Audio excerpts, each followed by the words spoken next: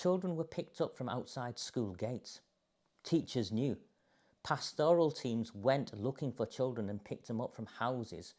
And these are 14-year-old girls, white girls, 14-year-old working class, from houses with Asian men, men in their 30s, 40s, 50s.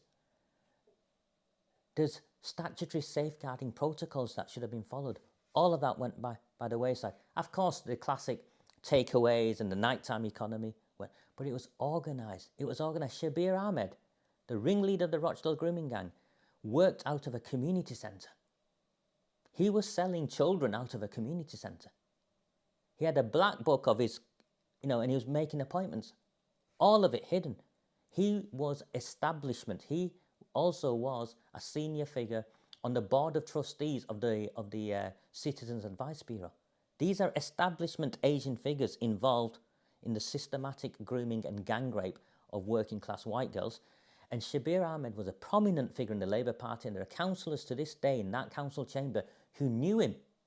These were racially motivated crimes where the victims were white and considered to be an underclass by a metropolitan liberal, so-called liberal elite of whites who considered these white girls to be, and this isn't my words, making lifestyle choices. These are the words of the social workers. How can a 12-year-old girl make a lifestyle choice to be in a takeaway, on the top floor of a takeaway with 20 men downstairs waiting to take their turn? It's horrific. Once you go into the graphic details of what happened, it's horrific. Yet none of these people are arrested. None of these people have been prosecuted. Why? It's because working class white girls were a price worth paying. They didn't matter enough. In a town like mine, they didn't matter enough. What did matter enough? What was more votes, important than that? Votes, power. 100% votes and power. The girls were white, and these were racially motivated crimes. No doubt whatsoever. You take the definition of racism in any other context, apply it here, and every marker will be ticked. These were racially motivated crimes against white working class girls. Which demographic is responsible for grooming and rape in these northern town scandals? Predominantly Pakistani, occasionally Bangladeshi, almost exclusively Muslim. And I have been arrested for saying that, and I'll keep saying that. This town is run by gangsters. And the Labour Party are in bed with gangsters. And the reason why they're in bed with them is because they're reliant on the block vote. And I'm not on about wider gangsters, very specific. Pakistani gangsters, Bangladeshi gangsters, the Islamists from the mosques. The Labour Party have made partnerships with the most despicable of groups, and they are reliant on these people to provide them with a block vote to stay in power. They've sold our children and they look the other way. These people peddle drugs. And if you go to every one of these towns, what you will find, and this is the bit I find really troubling, liberal white women. So I'm talking about, and I'm saying the word women on purpose. I'm like, part of me thinks these are girls who have been gang raped. Surely there's some sort of empathy with women, yeah?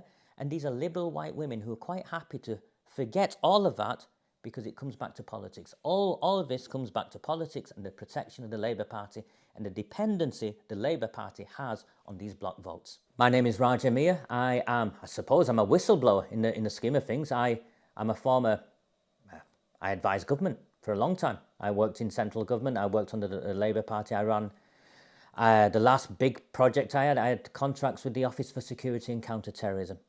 I'm very well regarded in the profession I come from. Oldham is my hometown. The politicians in Oldham, Labour Party run, have covered up the grooming and gang rape of children, and the police have been involved, and they've been trying to silence myself and a growing number of campaigners in this town. And despite the best efforts, we have taken down 3 successive council leaders. And what are we campaigning for? A public inquiry into the cover-up of gang rape of children. It's not, how contentious is that? We want to safeguard our children. We want those who failed them to be held responsible. And most of all, we want those who raped our children to be arrested and prosecuted.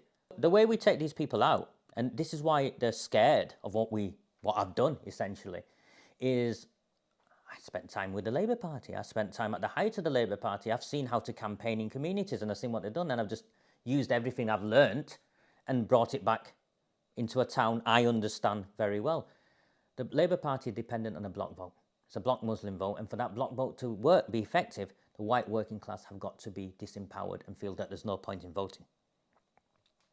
I got called a racist by saying I got the white vote angry.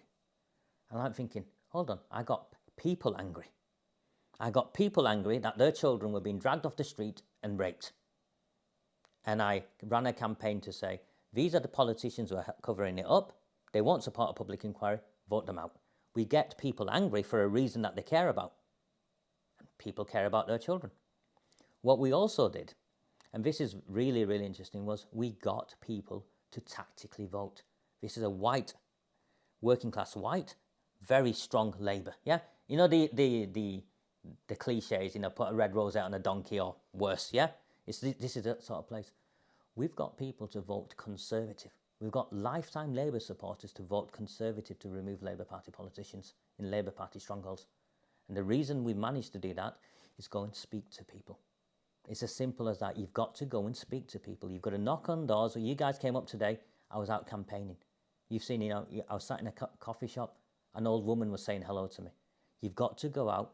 These people, the white working class in a town like mine aren't the racists that the metropolitan elite would like to think they are.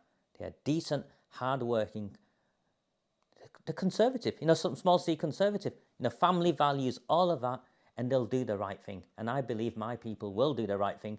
And as long as someone leads them, someone comes forward and stands for them for the right reasons, because this is why the far right failed, because they never championed this for the right reasons. We are championing this for the right reasons. These are our children. This is our town. We want justice. And we're very, very clear, and we've won. And what we've managed to do also, and they failed in this, which is why they make reference to me as a gay Christian convert. The gay Christian convert bit is these are the things that Islamically they can kill me for, yeah? Is because someone like me in the Asian communities is just as powerful, because when you come into the Asian communities, there are plenty of people that want nothing to do with this. And the Labour Party has always divided and ruled. Divide and rule one from the other, yeah? And what someone like me does is actually, my message resonates equally in the Asian communities with those who want nothing to do with the gangsters as it does in the white working class communities. And we would never have won in those places if we hadn't got both white and Asian to go and vote for the candidates we've supported. And yet we're the racists. Labour Party stronghold is Oldham. 47 councillors they had when we started. They're down to 32. 2 more and this council goes into no overall control. We took out Amanda Chadderton.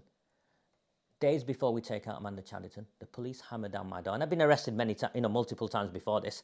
The police hammered down my door and arrest me on an anonymous complaint from someone that I was racist somewhere.